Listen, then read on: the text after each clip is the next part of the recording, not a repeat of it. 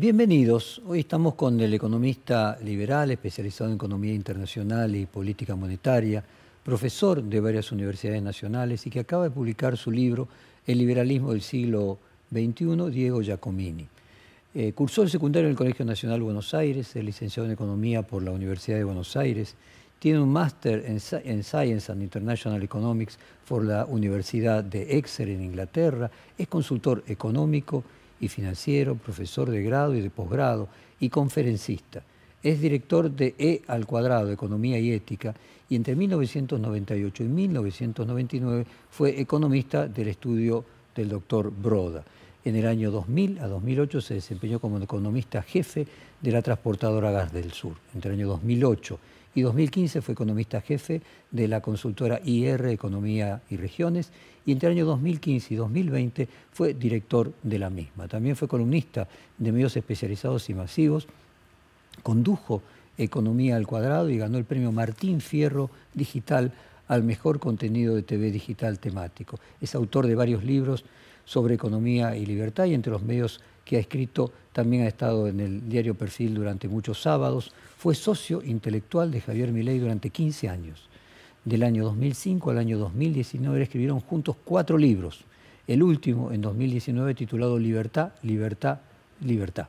En 2020 escribió en solitario Papel Pintado, en 2021 La Revolución de la Libertad, y vamos a aprovechar sus conocimientos sobre economía y sobre el candidato a presidente Javier Milei para tratar de entender la coyuntura y la viabilidad de los proyectos libertarios. Pero vamos a comenzar primero con tu último libro, que lleva como título Liberalismo del siglo XXI. ¿Hay alguna forma de respuesta al socialismo del siglo XXI, de la forma que fue calificado por Chávez y los populismos latinoamericanos de principio de siglo?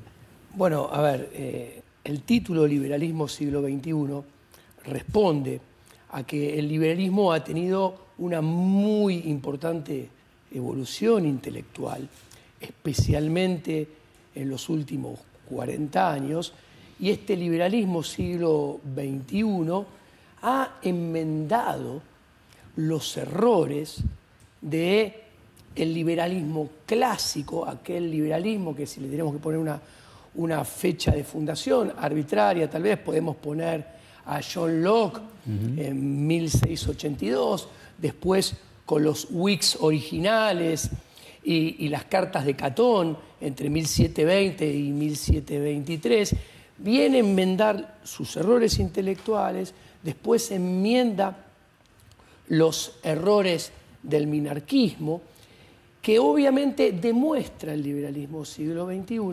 mediante la epistemología conocida como praxeología, que es una metodología que utiliza la escuela austríaca para entender, explicar e intentar hacer leyes del comportamiento del ser humano, abandonando la metodología tradicional que utilizan las otras escuelas del pensamiento económico, como por ejemplo el keynesianismo, los clásicos, los nuevos clásicos, el marxismo, que utilizan la misma metodología, el empirismo observacional, que se lo quitan a las ciencias duras y lo aplican a las ciencias sociales, lo cual es un importante error porque se basa en el principio de constancia de comportamiento, y el ser humano, si hay algo que hace, es aprender, no saber qué va a aprender, y en el futuro no saber no solo qué va a aprender, sino qué va a hacer cuando aprenda lo que todavía no sabe que aprende. En consecuencia, si hay algo que no hay, es constancia del comportamiento. Ergo, el causa-efecto nunca se mantiene. Entonces, el ser humano no se puede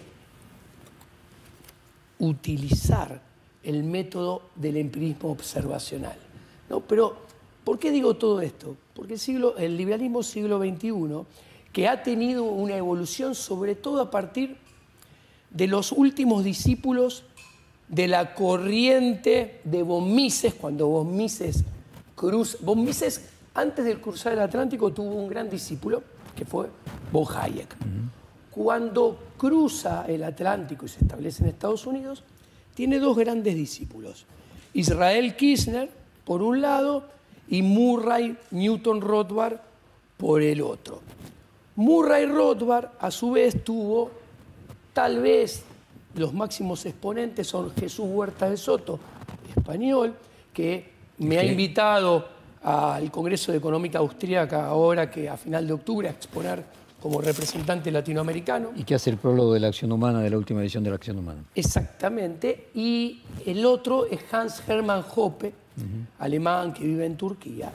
Bueno, y mediante la praxeología han descubierto que, y han demostrado, que la sumatoria de Estado-nación más constitucionalismo, más democracia representativa, donde el problema no está en la palabra democracia, que yo la defiendo, sino en el problema de la representación, porque no es cierto, no hay ningún contrato de representación, porque el voto no es un contrato de representación. Más el voto obligatorio y secreto, todo esto conduce al socialismo. O sea que podríamos decir que la combinación de Estado más constituciones, más democracia representativa, más voto directo constituye socialismo. ¿Crees entonces que la Argentina comenzó, vamos a ir agarrando cada uno de estos elementos, de estos 4 elementos? Sí. Voy a empezar por el último, voto directo. ¿Crees que la Argentina comenzó el fin de su esplendor en 1912 con la ley Sespeña? A ver, el problema es el voto secreto y obligatorio, no directo. Ojalá tuviéramos voto directo con nombre y apellido, que la tecnología de hoy lo permite. O sea, no secreto concretamente. Claro. Tu planteo es no secreto y no obligatorio. Exactamente. Entonces coincidís que a partir de la ley Sespeña comienza el periodo de pérdida de esplendor de la Argentina. Lo que pasa es que con la ley Sespeña el problema es que todavía ahí no estaban los medios tecnológicos para que uno pudiera votar en libertad, no coaccionada, con nombre y apellido, que hoy lo podríamos hacer con una app en un celular. Entonces, no sé, tengo dudas si la comparación es válida, porque la tecnología cumpliría un rol fundamental y en aquel entonces no estaba. Lo que yo creo que, y voy a usar una metáfora que tal vez sorprenda al lector y al que mira esto, yo creo que Argentina tiene permítame la metáfora, uno de los mejores sistemas de organización gubernamental, una de las mejores democracias, uno de los mejores estados-nación, más constitucionalismo, más democracia representativa con voto obligatorio y secreto. ¿Por qué? Porque no hay en ningún otro país en el cual el sistema avance tan rápido sobre las libertades del individuo, la propiedad del individuo, el Estado, los medios políticos, el poder político, en tan solo 40 años de haber recuperado este sistema, haya avanzado tanto sobre la propiedad privada de los individuos, la libertad de los individuos, condenándolos a, si hay menos propiedad privada y menos libertad, el resultado es inexorable, peor calidad de vida. Colocaste que era el sistema más perverso de todos porque los individuos creían que eran parte del sistema y podían modificarlo. Por eso es una ironía cuando decís que es el más perfecto de todos, porque es el peor de todos. O sea, tenemos la mayor democracia, lo que significa la peor democracia. Claro, yo creo que, a ver, esto es muy interesante porque lo explica el liberalismo siglo XXI. Con buenas intenciones, el liberalismo clásico, a final del siglo XVIII, habiendo aprendido de la República Británica de 1646, que dura 11 años, realmente hace una de las revoluciones más importantes de la historia de la humanidad, que es haber cimentado los cimientos, valga la redundancia, contra las monarquías absolutas. ¿Y qué sucede? Un sistema siempre, ¿cómo se lo derrota? Primero desde lo intelectual, desde la pluma. Desde lo intelectual, desde la pluma, se lo critica al sistema. Eso hizo el liberalismo clásico con las monarquías absolutistas. Posteriormente, ¿qué hizo? Además de deslegitimar, empezó desde lo intelectual a construir, edificar nuevas ideas para un potencial nuevo sistema. Que acá tenemos a Locke como mojón inicial, pensando en las constituciones clásicas, en lo que debería ser una futura república, para brindar una alternativa al sistema que se busca primero combatir y después derrocar. El siguiente paso es, después de haber hecho estos dos previos, es que la gente entienda los errores del sistema bajo el cual vive, porque la gente piensa siempre a lo largo de la historia de la humanidad que vive en el mejor sistema. En el mejor sistema de todos y en el único posible. Ahora, permitime hacer una moción de orden, sí, porque es un tema complejo y me gustaría ir parte por parte, analizar voto, constitución, representación, Estado. Okay. Estamos en el tema del voto. Vos marcabas la diferencia entre el voto obligatorio y voto directo a voto no obligatorio y que además sea no secreto. ¿Coincidís con el teorema de Arrow que se tiene que si un cuerpo tiene que tomar decisiones y tiene al menos 2 integrantes y al menos 3 opciones entre las que debe decidir, es imposible diseñar una regla de elección social que satisfaga simultáneamente todas las condiciones? Simplificadamente, ¿ningún voto es justo?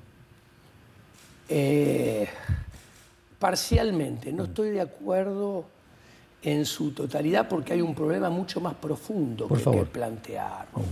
Arrow. Sí, primero, a ver, las valoraciones del ser humano son subjetivas. ¿Esto qué quiere decir? Que solamente cada uno de nosotros conocemos nuestros gustos, nuestras preferencias, nuestras necesidades, nuestras limitaciones y nuestro entorno de escasez. Ergo, solamente cada uno de nosotros podemos construir nuestra función de utilidad. Entonces, solamente cada uno de nosotros podemos saber cuáles son nuestros fines, cuáles son nuestros medios y maximizar nuestra función de utilidad, que, pongámosle un nombre sencillo, que es maximizar nuestra felicidad eligiendo determinados fines, determinados medios para alcanzar esos fines. Ahora, nuestras preferencias son subjetivas. Nuestras utilidades emanan de la subjetividad. Ergo, no son sumables horizontalmente. ¿Esto qué quiere decir? Que no hay una utilidad social. No hay un bienestar social. No existe ni nunca va a existir. Ahora, si por un segundo suponemos ridículamente que existe, tenemos 2 problemas, que son 2 problemas de información. Primero es el político para el cual votamos, y acá estoy contestando la pregunta, ¿cómo se entera de cuál es la función de bienestar social? ¿Por qué? Porque no hay manera de trasladar la información desde la demanda a la oferta, asumiendo que los ciudadanos son la demanda y el político es la oferta. ¿Por qué? Porque para que haya información y traslado de la información, tiene que haber sistema de precios. Y el sistema de precios necesita que la demanda sea voluntaria y que haya propiedad privada con pagos espontáneos. Así surge el sistema de precios. El sistema de precios transmite toda esta información de manera muy rápida y a bajo costo, desde la demanda hacia la oferta, desde los ciudadanos hacia los políticos. Nada de esto existe en una organización de gobierno de carácter de propiedad pública, donde todo supuestamente es de todos, pero en realidad es de nadie. Ahora, si hacemos el supuesto ridículo también, que por un segundo el policymaker sabe y se entera por arte de magia de qué es el bienestar general, social, que ya expliqué por qué no existe, pero por un segundo suponemos que existe y por un segundo suponemos que lo conoce, nuestras preferencias, nuestras subjetividades son permanentemente cambiantes. Ergo pasa a tener problemas de información ya no solo estáticos, sino dinámicos, porque no puede enterarse de las modificaciones de nuestras necesidades, gustos, preferencias. Ahora,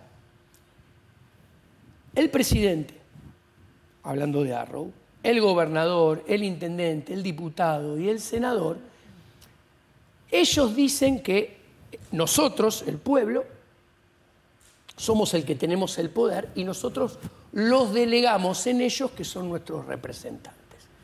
Si ellos fueran nuestros representantes, debería haber un contrato de representación. Un contrato de representación, primero y ante todo, es voluntario. Cualquier contrato firmado a punta de pistola es inválido, está viciado de nulidad. Tenemos voto obligatorio. Segundo, cualquier contrato de representación, y acá viene lo que estábamos conversando antes, se firma con nombre y apellido. Porque la firma del nombre y apellido es lo que da lugar a la existencia del contrato, que los dos se pusieron de acuerdo en celebrar dicho contrato y uno se convierte en representante y otro en representado. La firma con nombre y apellido da lugar ¿a qué? A obligaciones y a derechos, tanto del representante como el del representante. Por eso representado. Vos sostenés de que el voto tendría que ser no secreto y tendría que ser voluntario. Avancemos Sí. en los otros elementos. Vos decías que la democracia sirvió entre los siglos XVII y XIX para superar la monarquía absolutista y que en el siglo XXI quedó obsoleta. Parte de esa obsolescencia tiene que ver con uno de estos 4 elementos que vos mencionaste, que son las constituciones. ¿Deberíamos tener sociedades sin constituciones? Bueno, brillante pregunta. Las constituciones que nacieron con las mejores de las intenciones a partir del liberalismo clásico tienen un grave problema. ¿Cuál es el primer problema? Hablan del contrato social. De vuelta al mismo problema. No hay contrato social porque nadie lo ha firmado nunca. Pero el problema es peor que con el voto. Es exponencial, se potencia. ¿Por qué? Porque pretenden que sea hereditario y que sea un contrato ad eternum. Si mi padre firmó un contrato, el contrato muere con mi padre. Yo no me tengo que hacer cargo del contrato que hizo mi padre y es así en todo marco del derecho privado de las personas. Cualquier otra cosa sería injusto. Ahora, más grave el problema. ¿Qué hacen las constituciones? Cometen un error garrafal. Le dan el monopolio de la ley, el monopolio de la seguridad y de la defensa y el monopolio de la administración de justicia al Estado. Y entonces, expliquemos qué implica esto. Esto es realmente muy fuerte. ¿Por qué? Primero, hay que saber qué es la definición de monopolio. La definición del mainstream de monopolio, que casi todo el mundo conoce, es una definición errónea, es la definición neoclásica, que dice, hay monopolio cuando hay un solo oferente, un solo productor. Esta definición es una definición miope. Primero, porque no va a las causas. Parece que el monopolio cayó del cielo. Entonces, parece que no hay responsable del monopolio, surgió como arte de magia. La definición de la escuela austríaca es: hay monopolio cuando está prohibido por la fuerza entrar en libertad al mercado para poder producir o ofertar un determinado bien o servicio libremente. Las constituciones liberales prohíben por la fuerza que alguien venga a producir y ofertar leyes. Solamente el Estado lo puede hacer. O sea, es el Estado el que dice qué está bien, qué está mal, qué podés hacer, qué tenés que obedecer y qué no podés desobedecer. Punto número 1. Después le da el monopolio de la seguridad.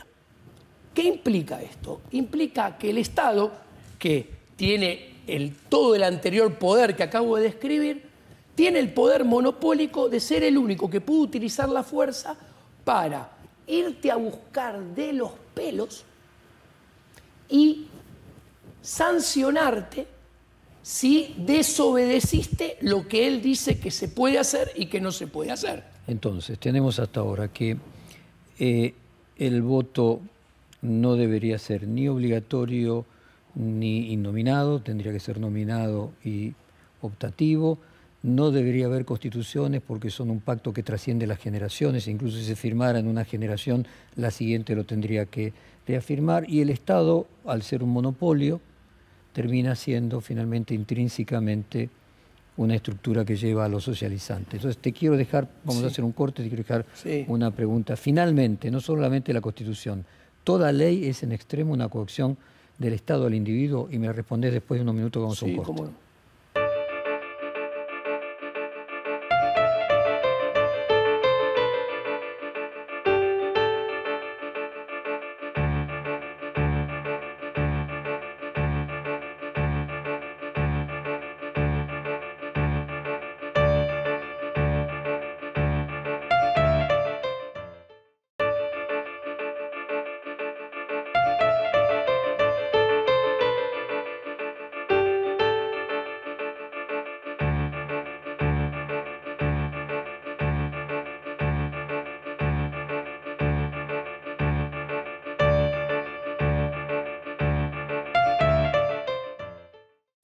Bueno, volvemos del corte con Diego Giacomini y estábamos en la idea de que no solo el constitucionalismo, sino cualquier ley terminaba siendo un acto de coacción del Estado al individuo, y me gustaría profundizar en el mismo concepto antes de que todo Estado termina siendo una amenaza al individuo. Claro, porque el Estado, después de haberlo desobedecido y que con su fuerza de seguridad a uno lo trae de los pelos, lo sienta y lo juzga con sus propios jueces, lo cual rompe el precepto más básico de la administración de justicia justa. El Estado es juez y parte de la misma cuestión. Ahora, las constituciones, ¿qué han hecho? Han creado el monopolio más violento de toda la historia de la humanidad y más potente. Ahora, un monopolio persigue su renta extraordinaria. A ver, un monopolista que vende un bien o un servicio tiene la particularidad de, al estar protegido y que nadie pueda entrar al mercado a competir con él, resumiendo, él puede obtener rentas extraordinarias porque vende mucho de poca calidad a alto precio. La renta extraordinaria del Estado es el gasto público. Es la renta extraordinaria del Estado. O sea, ¿y qué sucede? Cuando uno mira, tiene que maximizar el gasto público. Con el gasto público se gana elecciones, con los impuestos se pierden elecciones. Por eso el Estado moderno, a diferencia de lo que se equivocan los liberales clásicos, está condenado a tener déficit fiscal. Cuando uno tiene o mira los números de Estados Unidos de 1948 a la fecha, hay solamente 6 años sin déficit fiscal, y el déficit fiscal es creciente. Cuando uno mira Argentina, hay 4 años solamente en los últimos 80. Cuando uno mira la Unión Monetaria Europea, hay 0 años desde que se fundó sin déficit fiscal. Y es lógico, ¿por qué? Porque para que haya superávit fiscal, el déficit fiscal es desahorro. La contrapartida es ahorro. Para que haya ahorro, ¿qué es el ahorro?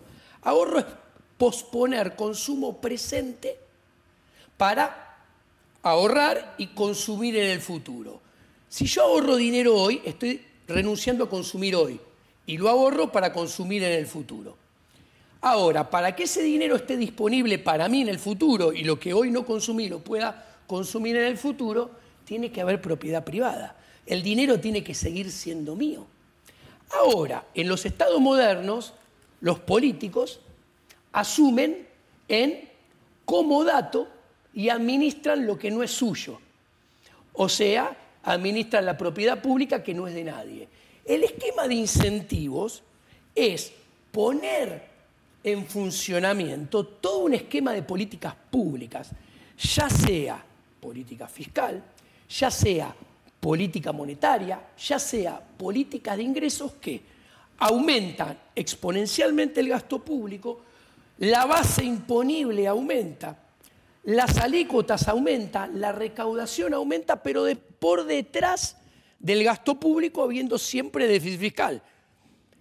Y la diferencia la financian con emisión monetaria y con endeudamiento. Ahora, esto no pasa solamente en Argentina, pasa en el resto de los 190 países del mundo. En Estados Unidos, el ratio deuda-PBI pasó de 40 a 130. El peso de la masa monetaria total de Estados Unidos se multiplicó por 3.5 en los últimos 30 años. ¿Y esto qué implica? Esto implica cada vez más Estado, más poder político, menos individuos, menos medios económicos. ¿Y cuál es el problema? Que también las constituciones ¿en qué fallan? No existen los frenos y contrapesos. No existe la división de poderes. Es una entelequia que el liberalismo clásico, con buenas intenciones, construyó algo que la evidencia y el liberalismo siglo XXI, mediante la praxeología, demuestra que ha sido un error intelectual. ¿Por qué? ¿Quién es el encargado de proteger al individuo de los avances del Estado? Las Cortes Supremas de Justicia. En la mayoría de los países del mundo, y en Argentina hasta 1994, que la nueva Constitución pone el Consejo de la Magistratura, pero es más de lo mismo, ¿cómo se eligen los jueces de la Corte? Los jueces de la Corte los propone el Poder Ejecutivo, los nombra el Poder Legislativo. Pongo un ejemplo. Si en el Poder Legislativo hay, de 10 legisladores, hay 6 del Partido Blanco y 4 del Partido Negro, se nombran 6 abogados cercanos al Partido Blanco y 4 ligados al Partido Negro. Ahora bien, ¿de qué vive el juez de la Corte Suprema de Justicia? Vive del presupuesto público, que se financia con una violación violenta a la propiedad privada, que son impuestos, con impuesto inflacionario, que traslada riqueza de los medios económicos a los medios políticos, y con el endeudamiento, que son impuestos futuros. Ahora bien, de eso vive un juez de la Corte Suprema, o sea, vive del presupuesto nacional. ¿Y quién formula el presupuesto nacional? Los ministerios del Poder Ejecutivo. ¿Y quién sanciona la ley de presupuesto nacional? El Poder Legislativo. ¿Y quién ejecuta el presupuesto? El Poder Ejecutivo. Entonces vemos que todos forman parte de la misma organización que vive a expensas del individuo. Entonces, ¿el Estado en esencia es socialismo? Sí. Entonces, la única forma de superar esa situación es eliminando las constituciones. Por ejemplo, para dolarizar habría que modificar la Constitución, algo que no se puede hacer. Y la traba de fondo es el sistema democrático representativo. No, es más complejo. ¿Qué es? A ver, primero, es muy interesante porque voy a traer un ejemplo a colación que es muy rico para mí.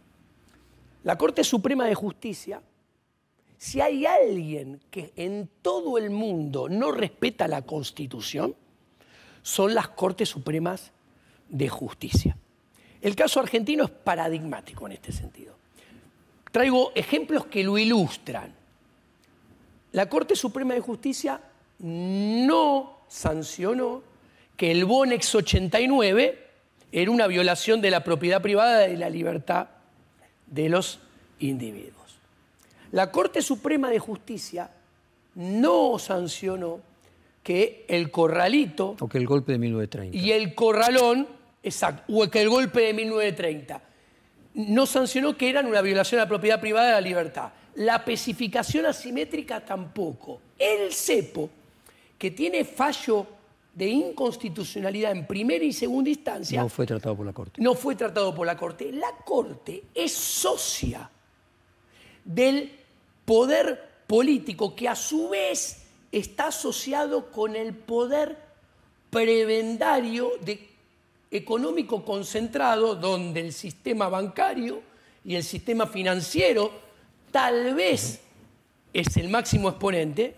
Por eso, entonces, finalmente, no debería haber Constitución, no debería haber un sistema de división de poderes que en la práctica no se cumple y no debería haber Corte Suprema. El mundo, como explico en mi libro Liberalismo Siglo XXI, la única manera que haya libertad plena del individuo y por ende sea una organización social que respete la acción humana y la cooperación libre y que va a llevar al máximo bienestar, es una organización bajo la ética de la propiedad privada, donde haya democracia directa con nombre y apellido del votante, lo cual habilita al votante, si vota en contra de una medida, a poder quedarse fuera de dicha medida para la cual no votó a favor, asumiendo las responsabilidades de sus votos, de su voto y los costos implícitos en su voto.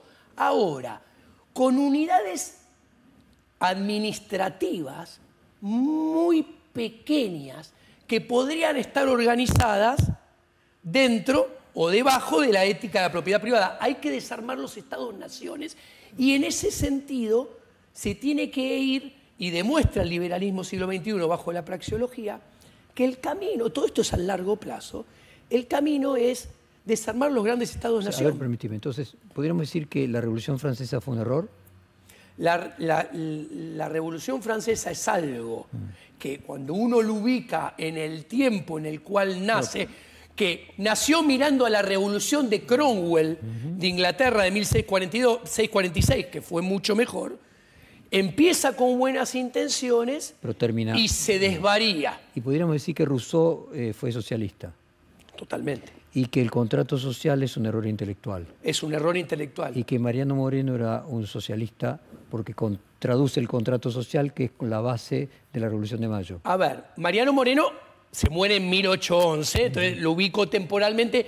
El liberalismo siglo XXI, los descubrimientos y las demostraciones praxeológicas no existían. El contrato social es un error. Para mí Mariano, sí, pero para mí Mariano Moreno, si lo extrapolo hacia el presente, yo creo que tiene grandes parentescos con el liberalismo siglo XXI. Pero ¿y cómo? Si él es el defensor del contrato social, traduce a Rousseau a la Argentina, y si la Revolución Francesa es un error, la Revolución de Mayo sería un error. Sí, pero ¿sabe qué? Tenía el principal rasgo del liberalismo siglo XXI, que era luchar contra el poder político y el poder económico concentrados, que los dos asociados obtienen rentabilidades extraordinarias a expensas del individuo que vive en el sector privado y pretende hacerlo en libre mercado. Y eso Mariano Moreno lo tenía.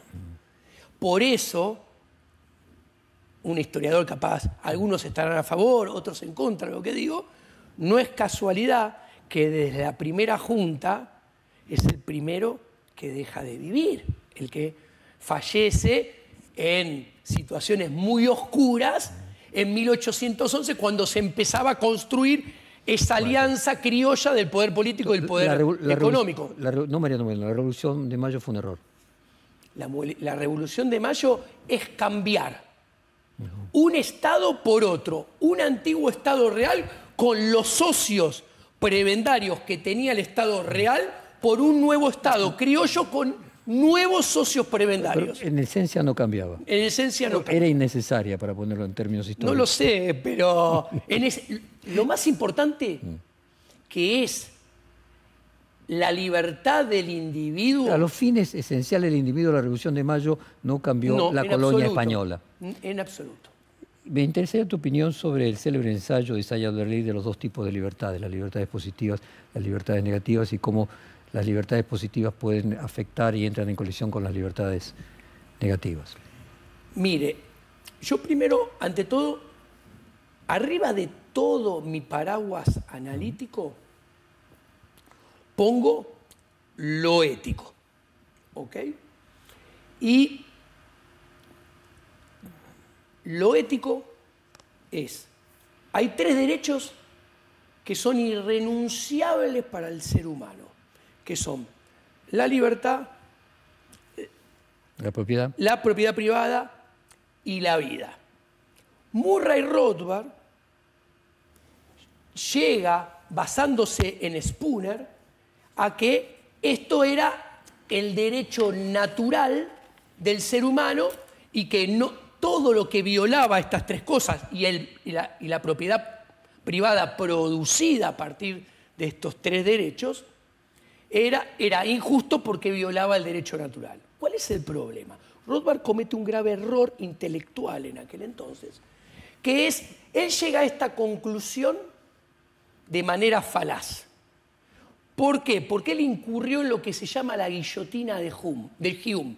O sea, de un análisis descriptivo pasa a conclusiones positivas normativas. Por ejemplo, el hombre, lo voy a poner por lo ridículo, a ver, el hombre describe, el hombre nace libre, nace con vida, nace con propiedad privada, entonces no hay que violar la propiedad privada. Eso es falaz, es erróneo ese razonamiento, porque pasa de lo descriptivo a lo normativo positivo.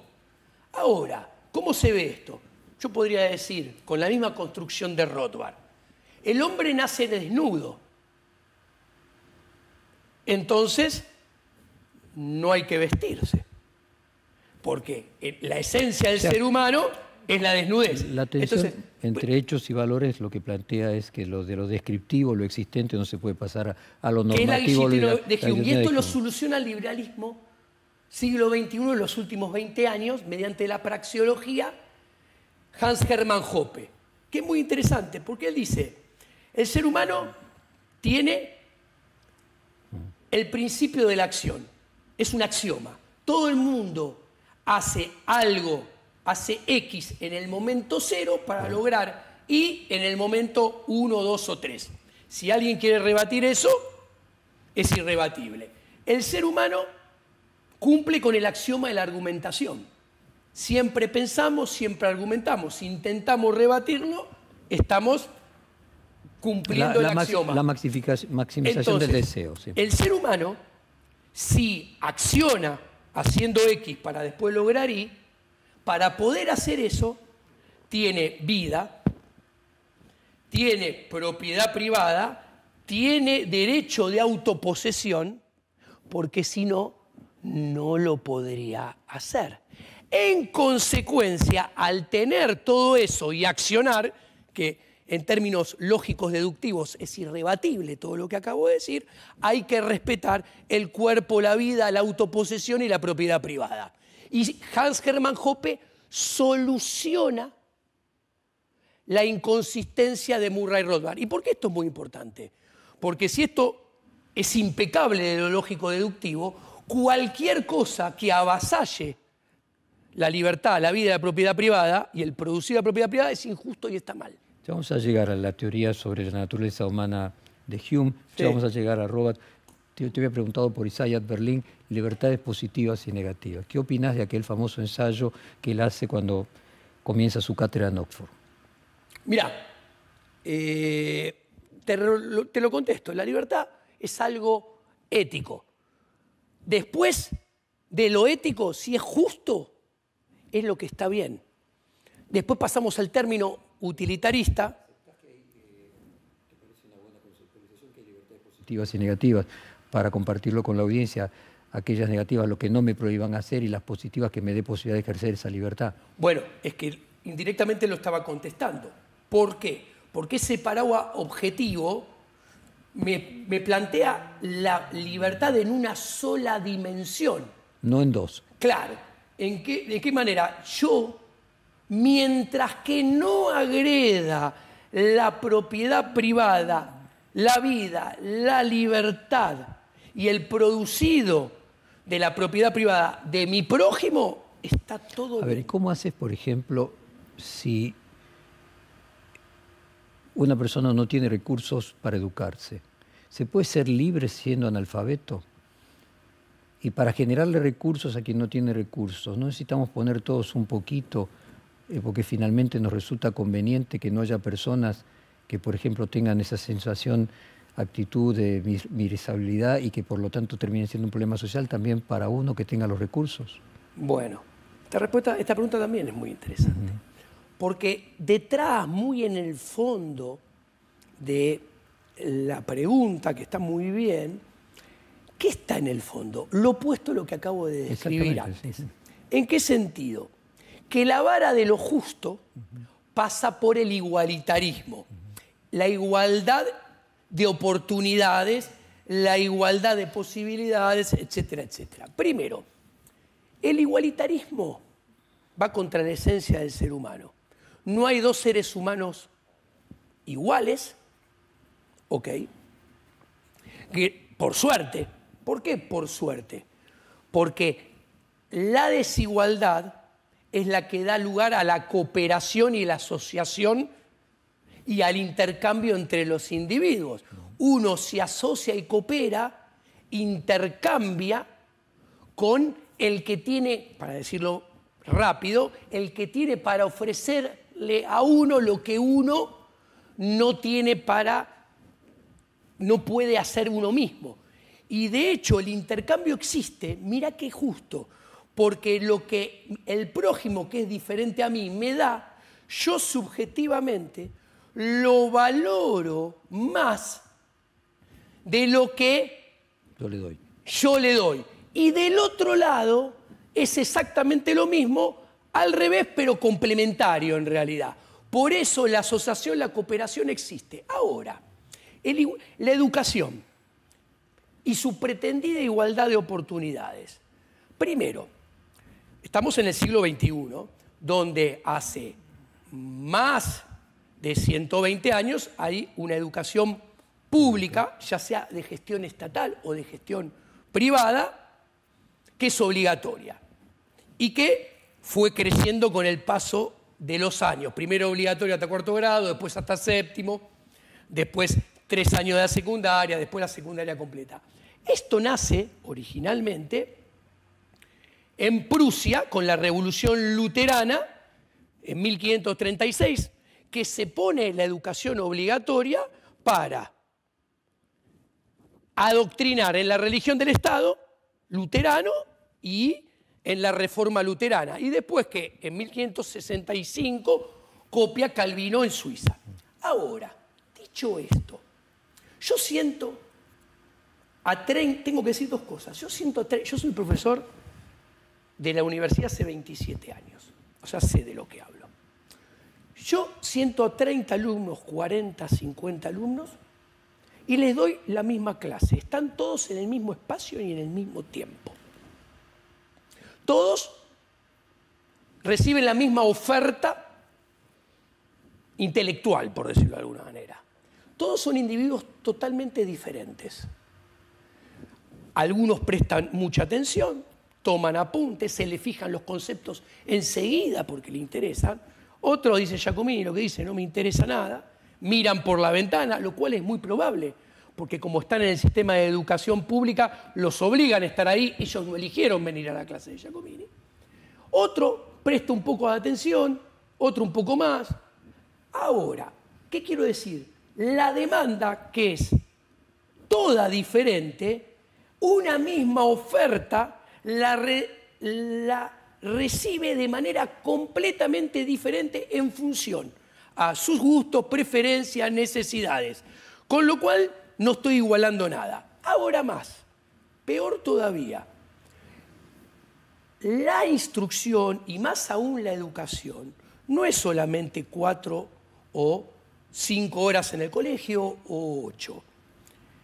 En la formación de una persona juega, por ejemplo, cito ejemplos sencillos, cuando cena, cena con la familia, cuando cena, conversa con los padres. ¿De qué conversa con los padres? Mira, va a museos, va al cine, va a la televisión, lee, no lee, está con la PlayStation todo el día. ¿Qué quiero decir? La educación pública se autoarroga la potestad de lograr algo que primero no está bien lograrlo porque va contra la esencia del ser humano, y en el campo del utilitarismo está a años luz de lograrlo porque es una quimera que todo el mundo tenga las mismas oportunidades. Ahora bien, ¿qué es en realidad? Oportunidades. Obvio, oportunidades, facilidades, gustos, preferencias, o sea... Por ejemplo, ¿estás de desacuerdo con Rawls y el velo de la ignorancia, por ejemplo? Bueno, sí, yo creo que el ser humano en la educación tendría que haber una total libre interacción entre oferta educativa y demanda de educación. Obviamente, cuando son pequeños, ese rol indefectiblemente lo van a jugar los padres, que, ¿cuál es el supuesto? Nadie va a querer y se va a preocupar por el bien de un niño que su padre. ¿Puede haber excepciones? Claro que sí, pero son en el límite, tienden a 0, son las menos. O sea, no crees en la libertad de oportunidades. Yo no creo en la igualdad de oportunidades. En la igualdad de oportunidades es una quimera. Vuelvo con el planteo de Isaiah Berir. Sí. En la construcción de libertades positivas que permitan la igualdad de oportunidades. O sea que no hay igualdad de oportunidades. No hay. Y no hay libertades positivas. No hay posibilidad de construir... Hay un paraguas objetivo debajo del cual, respetándolo, se tiene que desarrollar toda la acción humana, que es así, es 100% subjetiva. Muy bien. Ahora, la educación es el aparato de poder. Sí, volvemos a más fuerte la que guillotina de Hume. O sea, decir de que debe haber libertad de oportunidades es una descripción normativa, pero utópica. Obviamente. Ese es tu planteo. Sí, pero es peor, porque se le vende algo que es mentira. Es imposible. Con un provecho detrás, Muy porque bien. el que la vende quiere sacar provecho. Por lo tanto, la justicia social también. La justicia social, si no hay función de bienestar social, no puede haber justicia social. Muy bien, muy bien. Vamos a un corte brevísimo y ya volvemos. Ok.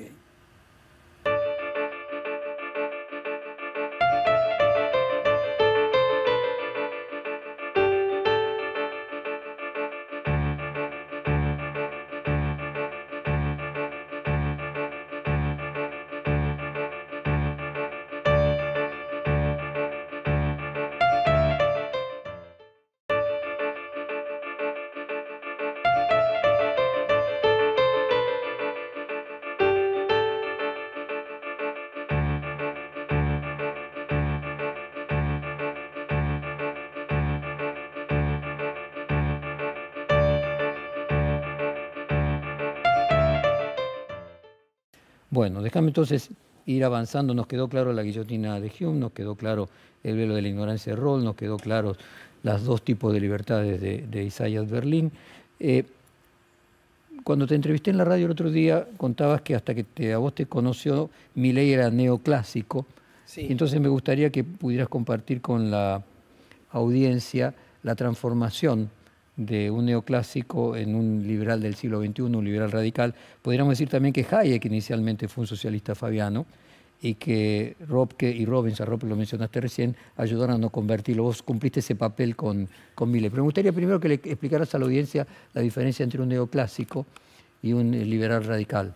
Primero, el paradigma de conocimiento del neoclásico es exactamente igual que el paradigma del conocimiento de un neokeynesiano, de un marxista, de un clásico en sí. ¿Por qué? ¿Qué metodología utiliza? Utiliza el empirismo observacional extraído de las ciencias duras. ¿Cuál es la diferencia? El nemológico deductivo, el modelo crítico de la ciencia. Sí, pero ¿cuál es la diferencia? Que aplicado a las ciencias exactas, produce un resultado, a las ciencias sociales es otro, es su planteo. Exactamente, porque el científico exacto controla todas las variables del experimento a la perfección. Hay estabilidad en la relación de causa-efecto, entonces el resultado es inequívoco. En las ciencias sociales no pasa absolutamente nada de esto. Entonces, esta metodología del conocimiento es inválida, lleva a malas reglas del comportamiento humano. Es un problema epistémico. Epistemológico, claro, epistémico. Y a partir de las malas reglas, ¿qué se hacen? Con este basamento intelectual epistémico se construyen las políticas públicas y llevan a malos resultados. Entonces, ¿qué sucede? Además, todo esto, un neoclásico concibe que la economía... O sea, un liberal clásico sería en economía un neoclásico. Podría serlo, claro. También escribiste de que Marx tenía buenas intenciones, algunas correctas ideas y luego malas soluciones. Pésimo andamiaje intelectual que lo lleva a malas soluciones, lo cual es consistente con lo que Pero marcaban lo mismo también de los neoclásicos. Buenas intenciones, lo mismo que Rousseau, claro. Buenas intenciones, finalmente malas soluciones. Claro, porque Jorge, ¿cuál es uno de los grandes problemas? No entienden la acción humana. Ellos trabajan como si los recursos estuvieran dados, como si fuera una foto.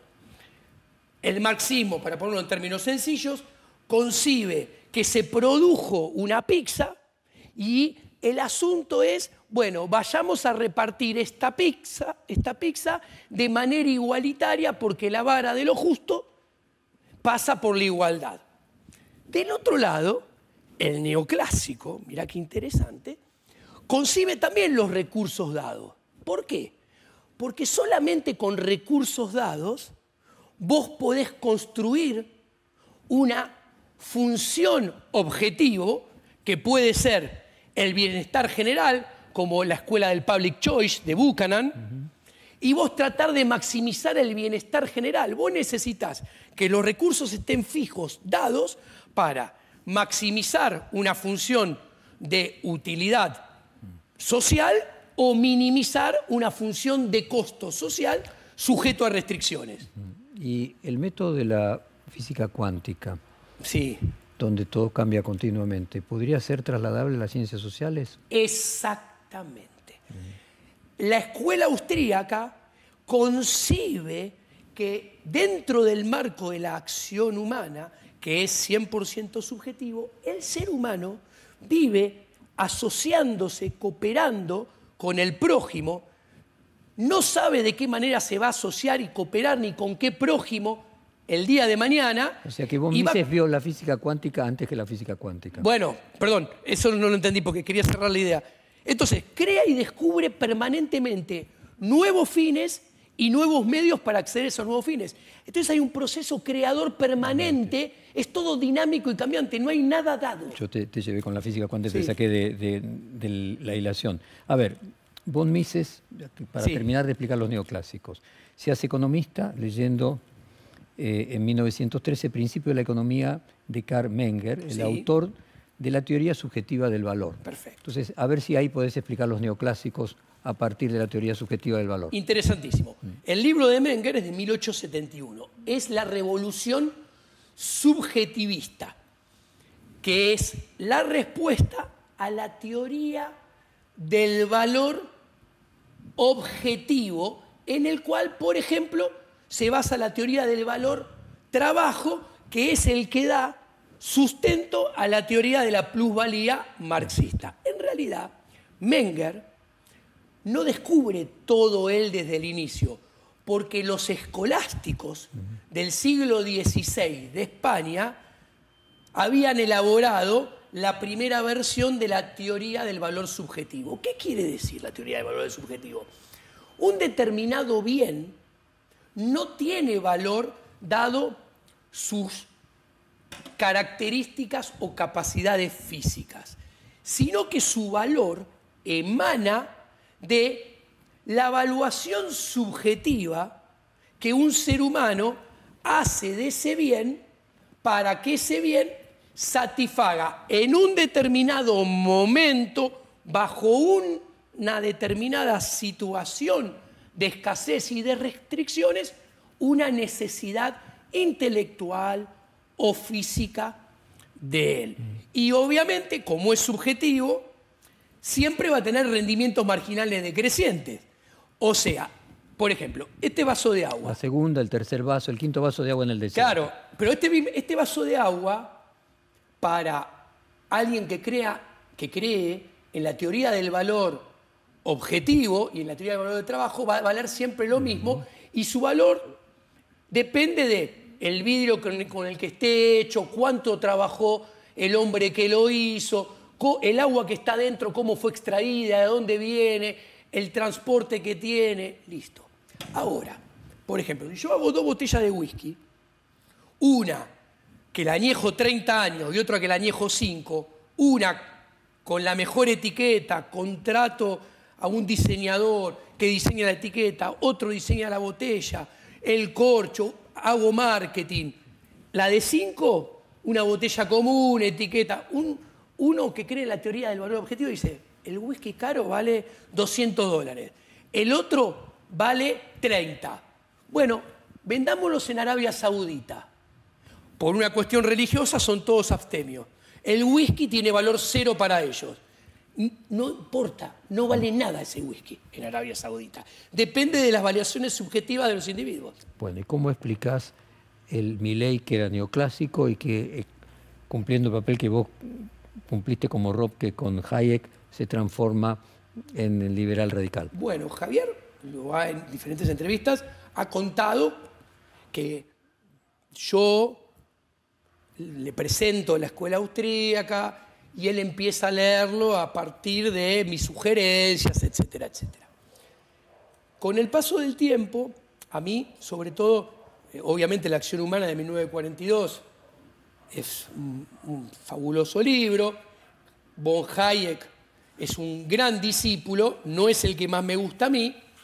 A mí me gusta lo producido, redondeando los últimos 40 años, eso es lo que más me cautiva intelectualmente.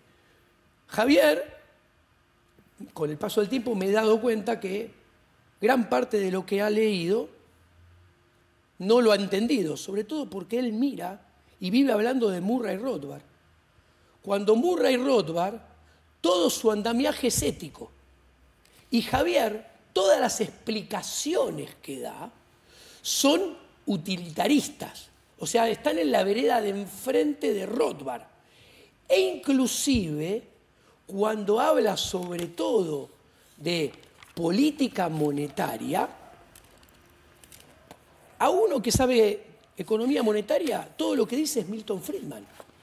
Vos dijiste textualmente, hay que abandonar el antropocentrismo y virar del derecho natural, casualmente citando a Rothbard, o sea... No, criticando a Rothbard a partir, sí, claro... Citando a Rothbard, exactamente. Exactamente. Hay que abandonar sí. el antropocentrismo y virar del derecho natural. Me gustaría tu crítica a Rothbard, entonces. Bueno, lo que comentaba antes, previamente, de los derechos naturales, cómo él llega falazmente, incurriendo en la guillotina de Hume, a la existencia de los derechos naturales. Él se equivoca porque pasa de lo descriptivo a lo normativo positivo, que es el ejemplo que di de la desnudez antes. Por ejemplo, alguien podría decir, el ser humano, describiéndolo, el ser humano tiene sexo para reproducirse. Una descripción. Utilizando el razonamiento deductivo de Rothbard, entonces el sexo entre personas del mismo sexo está mal, lo cual es una aberración. Pero a esa conclusión aberrante estoy llegando con la metodología rothbardiana. ¿Cuál es el problema? Que los derechos naturales, si uno los justifica de esta manera aberrante y equivocada de Rothbard, pierden validez. Entonces acá viene cómo lo enmienda el liberalismo siglo XXI de Hans Hermann Hoppe, que yo lo rescato por dos cosas, porque hay después un montón que no me gustan. Yo, de los intelectuales, me gusta tomarme con lo que yo valoro subjetivamente en forma positiva. Yo de Hans Hermann Hoppe valoro su análisis de la propiedad pública, propiedad privada, a los sistemas de gobierno. Y llego a diferentes conclusiones que él.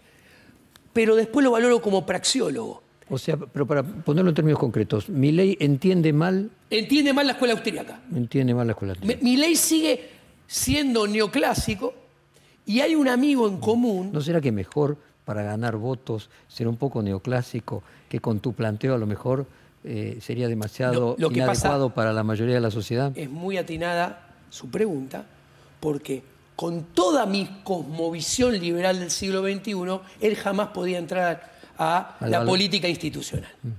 Si él defendiera el liberalismo siglo XXI, estaría siendo más inconsistente y contradictorio de lo que ya es. Entonces entremos, por ejemplo, en el minarquismo, ¿no? Vos hablás de los errores del minarquismo. Sí.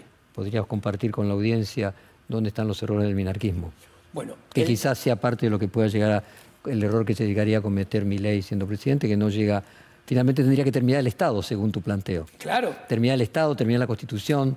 El minarquismo es hermano del liberalismo clásico, porque el minarquismo defiende las constituciones, el minarquismo defiende el monopolio de la ley estatal, defiende el monopolio de la administración de justicia y de la seguridad estatal. O sea, brinda el monopolio al Estado, permitiéndole... Puede modificar. Exactamente. ¿Y qué sucede? Le permite al Estado usufructuar rentabilidades extraordinarias asociado con el poder económico concentrado prebendario. Entonces el minarquismo, puesto en dinámica, lleva al socialismo en el extremo. Cuando empieza la República Argentina, que empieza con una secesión en 1853, de hecho la primera enmienda constitucional es en 1860, cuando incorpora la capital. Vuelve la provincia de Buenos Aires, que es muy interesante el caso, porque vuelve y le dicen, tenés que compartir la recaudación fiscal de la aduana. Dice, no tengo ningún problema. Pero además tenés que compartir la maquinita de imprimir dinero fiduciario sin respaldo. Dijo, no, esa no la comparto. Y ahí nace los primeros dos intentos del Banco Nación, hasta el de Roca, el tercero, que son fundados para emitir dinero sin respaldo y competir contra Buenos Aires, que termina en la ley de bancos garantidos, que hay 17 bancos centrales que emiten dinero contra certificado de deuda de oro depositado en Londres y termina en la peor crisis de 1890. O sea, la Argentina de Alberdi, en términos monetarios, fue un desastre. Terminó en la crisis de 1890.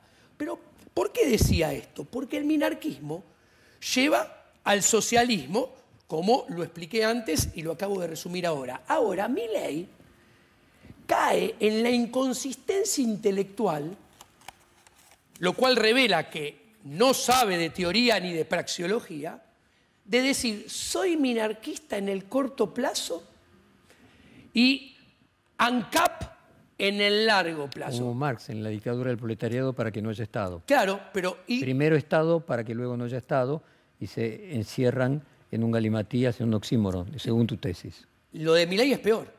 Porque Peor que Marx. Sí, porque O sea, lo de Milei es peor que Marx.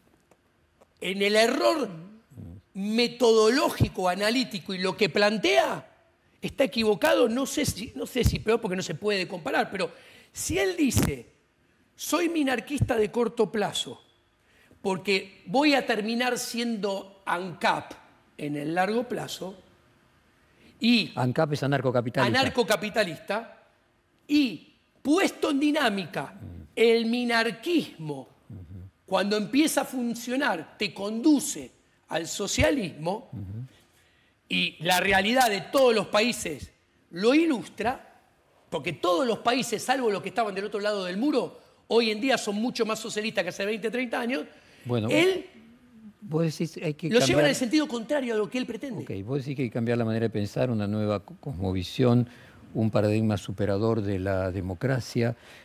¿Cómo sería?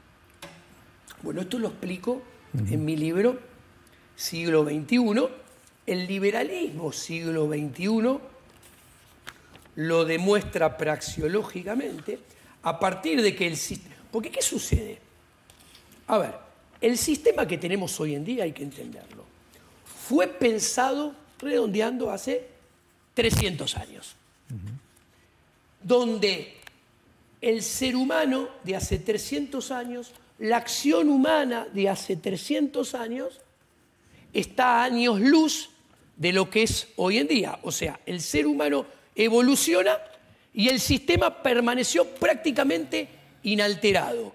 Ergo, el gap entre las soluciones que da el sistema y las necesidades del ser humano solamente pueden agigantarse lustro tras lustro, década tras década, y el ser humano vivir cada vez con menos propiedad privada, menos libertad y, en consecuencia, vivir con una calidad de vida, y acá viene el tema, muy inferior a la que podría disfrutar si no hubiera Estado-nación, hubiera pequeñas organizaciones pequeñas organizadas bajo la ética de la propiedad privada, donde hubiera democracia directa con nombre y apellido, en el cual el que vota en contra de algo no es cooptado por eso por el cual votó en contra, por la dictadura de la mayoría, y puede permanecer afuera asumiendo costos y haciéndose cargo de sus responsabilidades. Explicarle a la audiencia la diferencia entre lo que vos llamas ANCAP, el anarcocapitalismo, sí, y el anarquismo, que originalmente nace siendo de izquierda. No sé si podés comparar algo de Proudhon como el padre del anarquismo, bueno, poder tratar de hacer una breve clase de las diferencias entre el anarquismo de origen, que se lo asocia a la izquierda, y el anarcocapitalismo que vos definís. Bueno, primero, hago una salvedad. A mí hace años yo decía que era ANCAP también. No tiene mucha importancia, pero lo digo. Dejé de autodenominarme así porque la segunda parte de la palabra, el CAP, que hace referencia al capitalismo... Para diferenciarse del anarquismo clásico de izquierda. Claro. Por ejemplo, el de Proudhon. Claro, la palabra ANCAP, para diferenciarse del anarquismo de izquierda, le pone CAP por capitalismo, que defendía el capitalismo y a la propiedad privada. Yo no me auto llamo más así. ¿Por qué? Porque el capitalismo de hoy en día, desde mi subjetividad, es indefendible, porque es un capitalismo donde las fortunas más grandes se hacen en forma prebendaria, asociándose el poder económico concentrado con el poder político. Y los dos obtienen rentabilidades extraordinarias a expensas de la libertad y de la propiedad privada, en forma creciente de los privados que pretenden vivir en libre mercado y en libertad. O sea, vos también discutís el capitalismo. Discuto no, yo defiendo el capitalismo que está lejos del actual, donde... Bueno, al actual.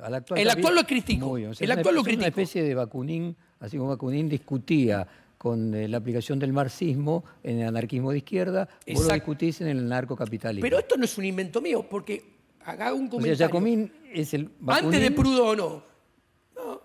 casi, un poquito después, al mismo tiempo casi, Benjamin Tucker era anarquista individual. Pero vos hacías una comparación, parecía quizás más comprensible para la mayoría de la población, por la existencia del proceso de una dictadura del proletariado para llegar a un nuevo Estado, que fue el comunismo y la interpretación de la idea de Marx. Dentro de esa propia línea nos encontramos que había anarquistas que finalmente pierden. Exactamente. Por otro lado, vos tenés el anarquismo capitalista, donde decís que Milei puede cometer el mismo error de Marx, en el caso, no de Marx, el mismo error de Lenin, que sería primero construir un Estado para luego terminar con el Estado, y que en el caso de él sería el minarquismo para luego terminar sin un Estado. Y vos discutís con el anarcocapitalismo como discutían los anarquistas con los leninistas y los estalinistas en la ex Unión Soviética. ¿Es correcto eso? Exactamente, me podés poner como un liberal extremo en ese sentido. El Bakunin de la Unión Soviética. Giacomini es el Bakunin. Es para Milei lo que para Milei fue Bakunin para Stalin. Es peor que el de Lenin, porque Lenin, hay una gran diferencia. Primera observación. Lenin había leído El Capital y en realidad Marx no había escrito nada de cómo ejecutar sus ideas. Entonces llega a la poltrona del poder y dice, bueno, ¿y ahora qué hacemos? ¿Cómo lo hacemos? Y empieza a desandar camino al hacer. Y a ver, ¿y qué termina haciendo? Termina siendo conservador de izquierda, porque ¿qué hace? Conserva un Estado que se hace ciclopio y que adentro siguen estando asociados el poder político y miembros del partido del Buró. Otros privilegiados. Otros privilegiados. Un poco como la Revolución de Mayo y la colonia. Cambian los privilegiados. Pero fue hacia un lugar donde no había propiedad privada. En cambio, Milei, declarándose minarquista de corto plazo para ir al anarquismo de propiedad privada total, sin Estado, en el largo plazo, comete un error mucho peor que Lenin, porque el minarquismo te lleva a la desaparición de la propiedad privada. O sea, Lenin no fue exactamente en el sentido contrario. El minarquismo te conduce en el largo plazo al socialismo. Entonces vos no podés querer ser minarquista para ir a la anarquía del libre mercado o al ANCAP. Te estás tomando el colectivo para el sentido contrario. ¿Hay algún ejemplo de la aplicación de estas teorías en un Estado y que hayan podido terminar con el Estado? Bueno, muy interesante también la pregunta. Lo primero que tengo que decir es... Hay casos de pequeñas comunidades que lo han aplicado. Lo primero que tengo que decir... Y algunas no han terminado muy bien. No, es verdad. Lo primero que tengo que decir es, como epistemológicamente, como metodología del conocimiento, si algo es posible o imposible, si está bien o está mal, que algo exista o no exista en ningún lado, en algún lado, no lo convierte en que sea posible o imposible, o que esté bien o que está mal. El ejemplo de la esclavitud que dice Javier, lo decía yo toda la vida. Bueno, el asunto, ¿cuál es? Si yo le tengo que comunicar a la gente, el Estado tiene 10.000 años y el ser humano tiene 200.000. ¿Qué quiere decir esto? Que el ser humano, el 95% de su existencia, vivió sin Estado. O sea, se puede vivir sin Estado. ¿Cuándo aparece el Estado? Cuando se descubre la agricultura. El hombre descubre la agricultura, se hace sedentario. ¿Por qué? Porque aparece el primer botín para robar. Para que haya Estado, tiene que haber que robar, porque si no, no hay Estado. Tiene que haber excedente. Entonces, Franz Oppenheimer, que no era liberal, con su libro El Estado de 1908, lo explica fabulosamente cómo surge el Estado. El Estado surge con el primer nómade que invade al agricultor, lo conquista, le roba el stock, que fue la primera riqueza acumulada, que fue la bolsa de grano, y después lo esclaviza para apoderarse del flujo de la generación de riqueza de los granos a eternum. ¿Ok?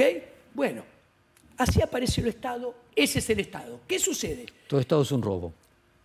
Todo Estado es un robo, pero no solo... Nace con un robo. Pero para subsistir, el Estado necesita asociarse con el poder económico concentrado y entre los dos formar una sinergia para apuntalarse unos a otros, para obtener más rentabilidad extraordinaria y extraer más al sector privado en forma sistemática, recurrente y creciente. Lord Acton decía, la historia de la humanidad puede ser resumida como los medios económicos intentando resistir el avance violento, sistemático, recurrente y creciente de los medios políticos. El poder social tratando de resistir el avance del poder político. No te me vayas de casos en los que se ha aplicado en pequeña escala y no han funcionado. No, primero, ya dije. Que no quiere decir que no puedan por eso haber El otro que hombre funcione. vivió en anarquía de libre mercado durante el 95% de su existencia. Punto número uno. Eso ya ilustra que es posible. Segundo, lo demuestro praxeológicamente a partir del principio de la acción, el principio de la argumentación, el principio de autoposesión que arriba de manera no falaz a la cosmovisión liberal del derecho a la vida, a la propiedad privada y a la libertad. No termina ahí. ¿Qué puedo agregar? Que no hay un ejemplo hoy en día, porque se me fue la idea. Hay algunos casos en algunas pequeñas comarcas en Estados Unidos que han probado y que no les ha funcionado. Claro, lo que pasa es que hay que pensar que hay un poder cada vez más grande, político y económico, cuyo negocio es aumentar la base imponible, porque la rentabilidad extraordinaria necesita lo que llaman economía de escala. Para vos poder obtener cada vez más rentabilidad extraordinaria necesitas ampliar la base imponible, economía de escala. Por eso todos los mega multimillonarios del mundo que hicieron su riqueza de la mano de contratos con el Estado o vendiendo la información al Estado, apoyan lo que yo llamo... El sistema. La Matrix. El sistema no, y apoyan, por ejemplo, el impuesto universal por persona, apoyaron desmedidamente lo que yo llamo la cuarentena delictiva, que fue la primera vez en la historia de la humanidad que al ser humano se le impidió trabajar en libertad, asociarse, cooperar, despedir sus muertos, ver a sus familiares, festejar sus cumpleaños, festejar el cumpleaños de los hijos. Nunca en la historia de la humanidad se llegó a nada igual. Y el poder económico concentrado... ¿Crees que hay una relación entre el efecto de estrés postraumático que generó ese encierro con el éxito de Milei electoral? Como hipótesis de trabajo me parece interesante y podría llegar a haber algún nexo que habría que, utilizando la praxeología, demostrarlo. ¿Por quién vas a votar? Yo no voto. No votas. No voto. Yo no voto. ¿Te psicoanalizás? Durante muchos años lo hice. ¿Viste que Hace años que no, que von Mises decía que la psicología él la llamaba timología, que era todo mentira?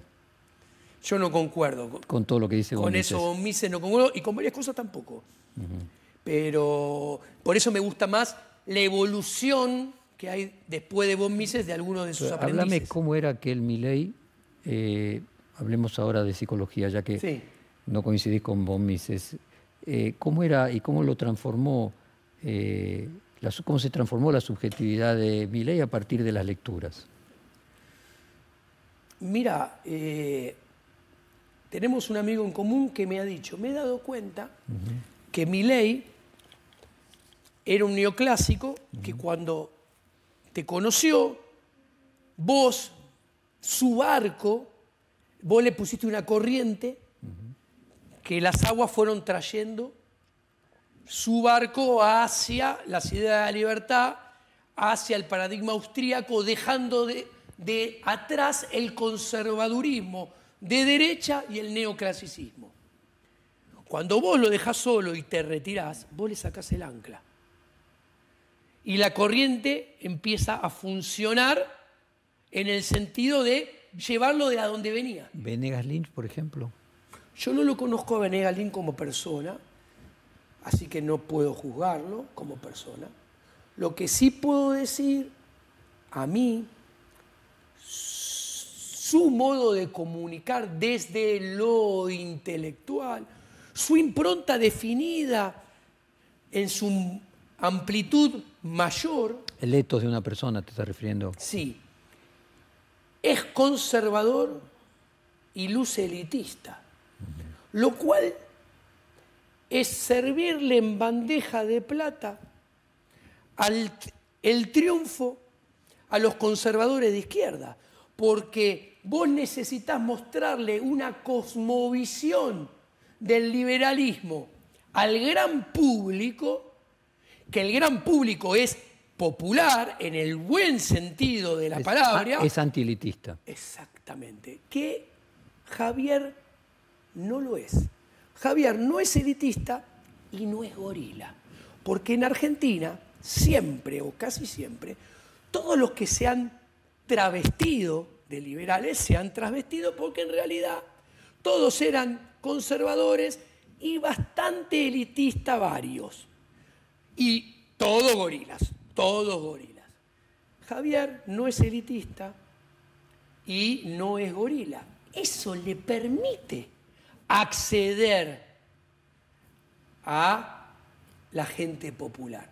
Y fue el primero que se preocupó con esa impronta a acceder a la gente y desde ese punto ha cosechado, según su subjetividad, lo que él quería.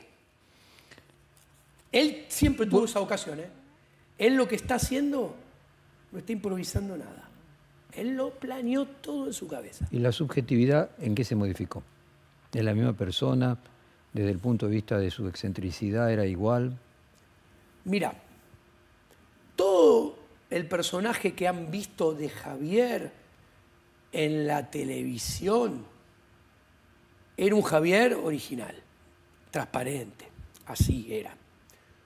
Y yo interactué con él, que es lo que puedo hablar, hasta el 2020. ¿Qué veo yo? 15 años, muy intensamente. Sí. Ojo, tuvimos una acción humana mutua, que lo debo decir, porque la gente tal vez no lo sabe. ¿Cómo nos conocimos? ¿Cuál fue? Nos presentó un colega que nos conocía a los dos, puedo decir el nombre, Hernán Hirsch. Y teníamos, en aquel momento, 2005, 3 cosas en común que eran bastante... 2 tipos que nos apasiona la economía, nos apasiona la ciencia, y como subproducto de la ciencia nos apasiona el ejercicio de la economía. Los dos éramos socios de Boca y íbamos a ver a Boca a la cancha. Yo soy vitalicio de Boca aún con 51 años. Y a los dos nos fascinan los Rolling Stones. Entonces, los dos tenemos toda la colección de los Rolling Stones, o sea, sabemos todo de los Rolling Stones, etcétera, etcétera. Entonces, esos fueron 3 ingredientes que jugaron mucho a favor desde el principio de nuestra relación. Ahora, mi interacción con Javier fue siempre en un único plano: la economía. ¿Qué quiero decir? Yo era gran amigo de Javier, muy amigo de Javier, pero yo lo único que compartía con Javier era la esfera económica. A ver, yo nunca fui al cine con Javier, nunca fui al teatro con Javier, Javier no venía asados a casa, Javier interactuó muy poco con... Pero el ámbito intelectual, o sea, escribieron 4 libros juntos. Claro, fue el único plano ese sí. Bueno. Sí. Rodar tuvo estrechos vínculos con Ayn Rand y Ayn Rand se hizo famosa entre muchas Contribuciones por la rebelión de Atlas, Sí. el libro donde los empresarios cansados de los saqueadores que cobran impuestos y los esquilman hacen una huelga al Estado que se queda con su riqueza. Libro que es el preferido de Macri. ¿Cuál es tu propia visión de la rebelión de Atlas y cuál es tu propia visión de los empresarios si crees que son elitistas y que finalmente los empresarios también son un problema?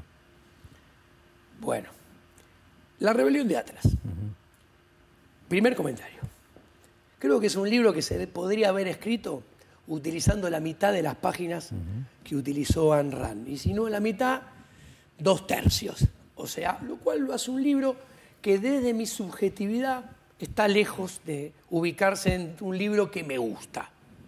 Dicho esto, agrego, Ayn Rand era objetivista, con lo cual desde el pilar básico está en las antípodas del subjetivismo más profundo de la escuela de Salamanca, Menger y la escuela austríaca. Dicho esto, adhiere a, ella no recuerdo la palabra que utiliza, a la teoría de lo excepcional, de lo extraordinario, que Javier la vive nombrando. O sea, que hay situaciones extraordinarias que ameritan comportarse de determinada manera, que son una excepción y que llevan a que podés ir contra algunos de los pilares básicos del liberalismo. Ahora, ¿es elitista finalmente? Ayn Rand es elitista. yo creo que bastante. O sea, quiero ir en el camino de, como Sí. Macri, que es elitista, y no, lo que vos planteás es algo Yo estaba popular. Exactamente. Pero Macri primero... me vino a la cabeza a partir de lo que vos planteabas, de que él no era elitista, pero se estaba, me refiero a Milei, no era elitista, pero que se estaba acercando a posiciones elitistas o de pensadores elitistas. Primero. Él cita continuamente, como vos decís, Ayn Rand. O sea, los empresarios para él son una casta superior. Bueno. Son héroes, Hércules. Como... Él dice que todos, Bill Gates, Sí. Zuckerberg y compañía, son héroes. Yo me paro de la vereda opuesta. Muy bien. Ahí estaría Opuesta. el punto que vos planteás, es que se está convirtiendo en conservador elitista y que, por ejemplo, la rebelión de Atlas sería el ejemplo del paroxismo de eso. Los héroes son los empresarios. Exactamente. Los empresarios... Un empresario héroe es un empresario pyme que da trabajo a 50 trabajadores, 100 o 500, y actúa en libre mercado y trata de defenderse de la agresión del Estado de la mejor manera posible. Ese es un héroe. Ahora, Los mega empresarios los naturalmente... empresarios que hacen su fortuna asociados prebendariamente con el Estado son los mismos que el Estado porque son indisolubles. Construyen entre ambos bandos una sinergia para maximizar su rentabilidad extraordinaria, que siempre se asocia con el poder político, con el gasto público, con la extracción de recursos de los privados que viven en libre mercado. Y acá hay muchos ejemplos. Uno clásico, mi especialidad, es el sistema monetario fiat. El sistema monetario fiat, donde el Estado a los empresarios banqueros le da una prebenda. ¿Cuál es la prebenda? El sistema de encaje fraccionario. Le dice, vos podés inventar dinero de la nada. Vos podés inventar depósitos de la nada también, igual que yo que invento base monetaria de la nada. Vos podés inventar crédito desde la nada sin contrapartida de ahorro genuino. Lo inventás, cobrás tasa de interés sin arriesgar capital propio. Somos socios en la ganancia. ¿Cómo sos O socio? sea, fundar un banco es peor que robarlo. No tengan la menor duda. A ver, fundar un banco bajo el sistema monetario fiat actual, con las reglas actuales, donde el dinero es proveído y ofertado monopolísticamente en forma violenta para el Estado, es convertirte en cómplice, porque es un sistema monetario para cobrar Seguiríamos ahora, inflación. pero estamos llegando al final del reporte. Te voy a dejar planteada, vamos a hacer un nuevo corte comercial para hacer el remate en el que Sí. quiero pedirte cómo te imaginas que sería un gobierno de Javier Milei presidente. Vamos a un corte brevísimo y ya volvemos. Ok.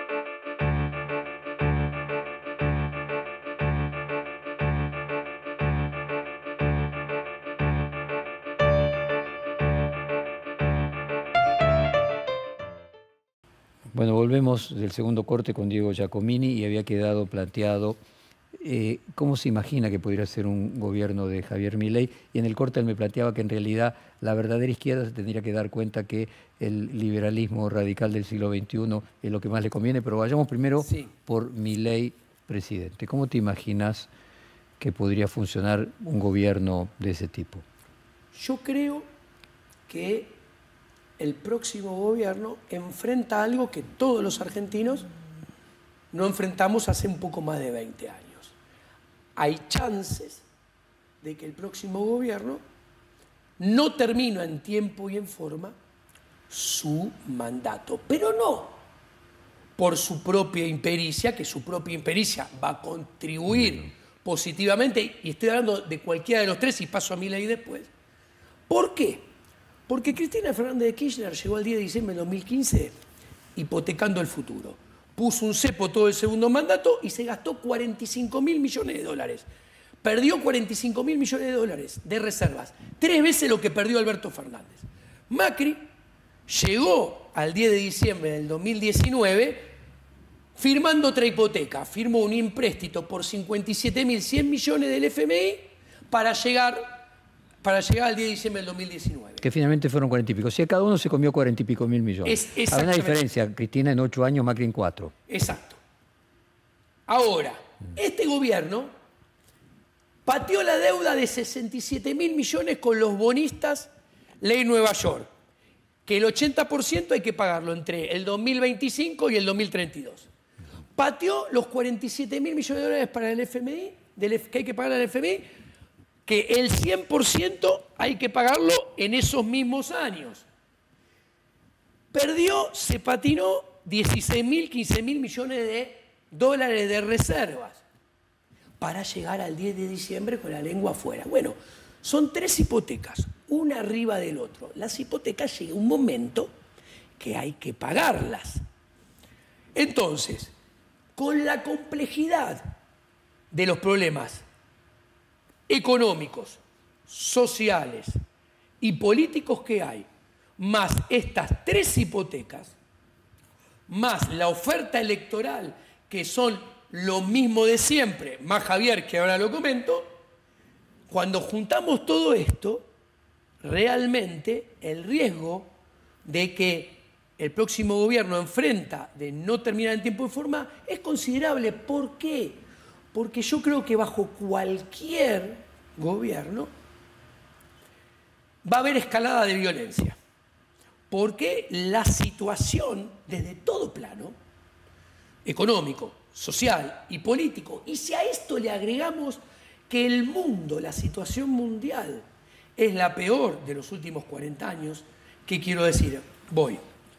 Todo el mundo tiene la inflación más elevada de los últimos 40 años. Todo el mundo tiene el costo de capital más elevado de los últimos 40 años.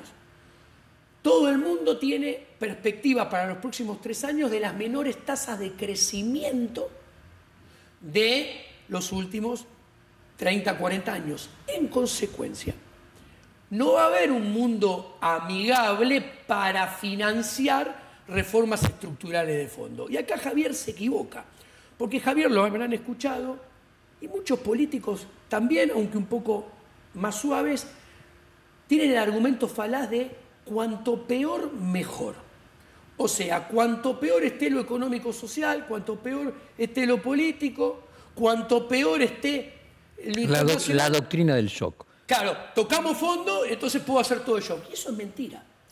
La teoría demuestra y la realidad ilustra que cuanto mejor es el ambiente económico, político, social e internacional, las reformas estructurales pueden ser un amortiguador. Más profundas y, lo que importa, permanentes. Las reformas, si no son permanentes, son revertidas y te llevan a un punto peor que el anterior, peor que a donde fueron aplicadas. Y el caso del menemismo es paradigmático en este sentido, lo ilustra cabalmente. Y Menem, yo nunca dejo de decir que Menem falleció, muriendo, siendo un senador K, siendo un senador que votaba todo en línea con lo que quería el gobierno K. ¿Por qué digo esto? Porque Menem, todos piensan, y esto es muy interesante pensando en Javier y el futuro, ¿qué hizo Menem? Menem asume en el 89, se había caído el muro de Berlín, que vi el muro acá, fragmento. ¿Y qué pasa? En ese momento parecía que quedaba un solo foco de poder en el planiferio, que era el consenso de Washington. El pacto de Varsovia había caído.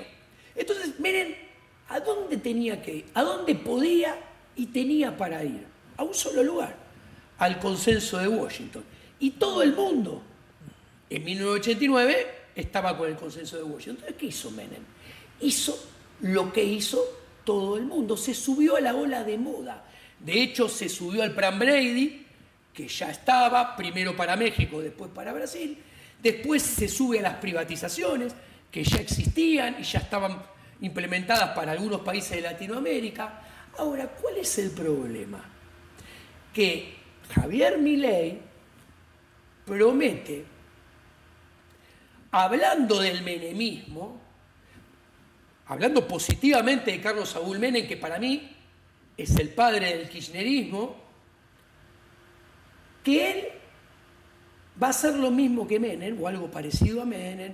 Es más, está con Roque Fernández, está con Carlos Rodríguez. La dolarización, hay que recordar que después de la crisis del sudeste asiático en 97, Rusia 98, Menem la presenta como dolarización, sin juicio de valor mío al respecto. ¿Qué quiero decir? El problema es que Javier quiere ir en contra, no es como Menem. Menem hizo lo que estaba de moda en el mundo de aquel momento. Javier, y los que votan a Javier, pretende que el policymaker argentino vaya a contramano del mundo. Todo el mundo tiene en la película promedio de mediano y largo plazo cada vez más Estado. Todo el mundo tiene cada vez más gasto público. Todo el mundo tiene déficit fiscal creciente. Todo el mundo tiene cada vez más masa monetaria sin respaldo. Todo el mundo tiene cada vez más deuda. Y si usted se fija, Javier y su equipo promete ir exactamente en el sentido contrario. Y realmente yo creo que, ¿cuál es el punto?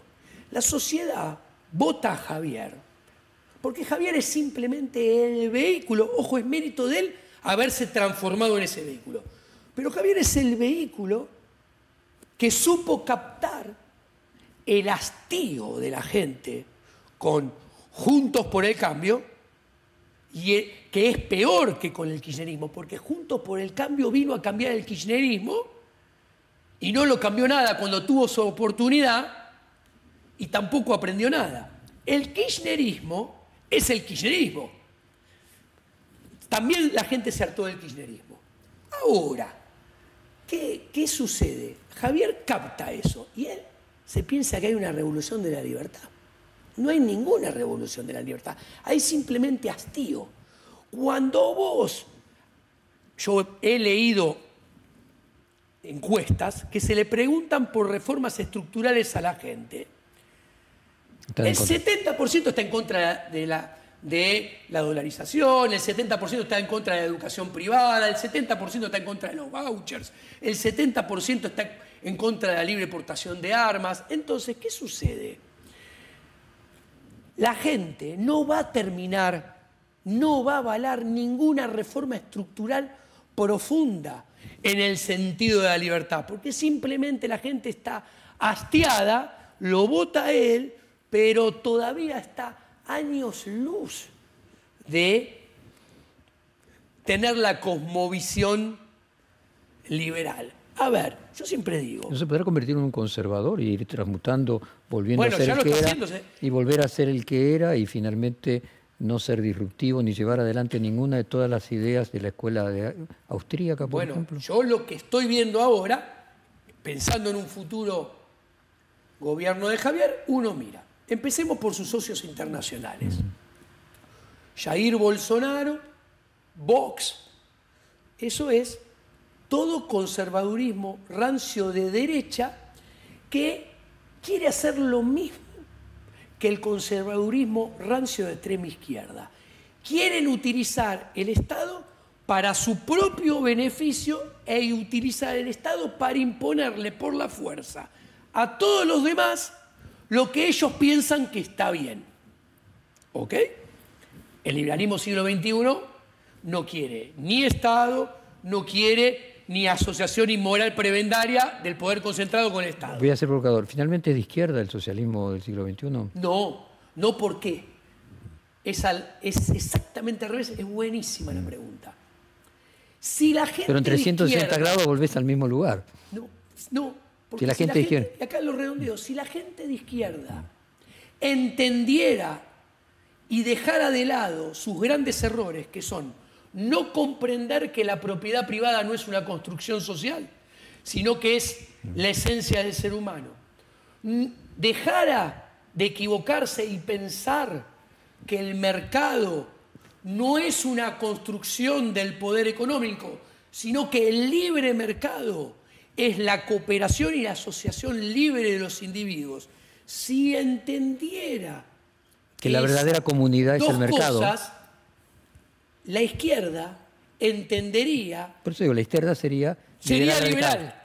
Liberal radical. Sería liberal radical. Exactamente. Es más, porque la anarquía, y usted lo citó, estaba la anarquía de Proudhon y la anarquía del libre mercado, de propiedad privada. La anarquía de Proudhon, ¿por qué fracasa y se transforma en el conservadurismo de izquierda estatista? Porque no tiene mecanismo de organización. Al no haber mercado y no haber propiedad privada, necesita el garrote para organizar. Accordatio termini. Vamos a definir. Sí. Conservadurismo, izquierda como oposición al conservadurismo. En ese sentido, la izquierda, vos la estás definiendo por la existencia o no de propiedad privada.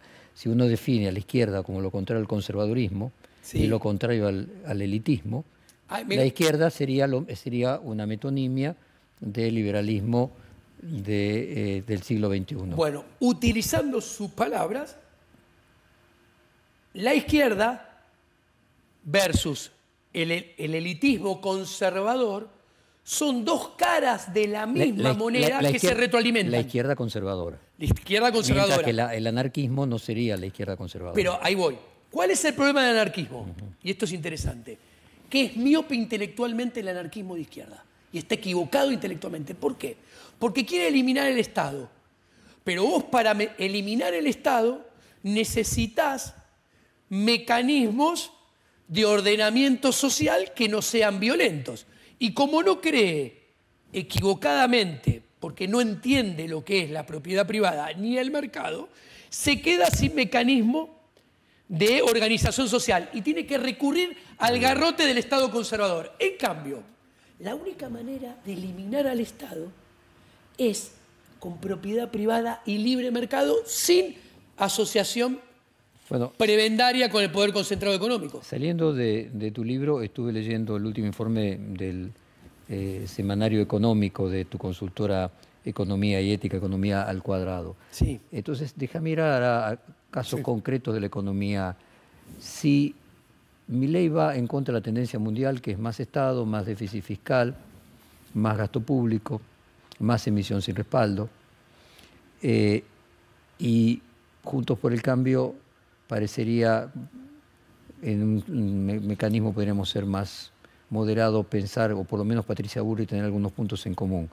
Finalmente, el más empático con la época termina siendo paradójicamente Massa.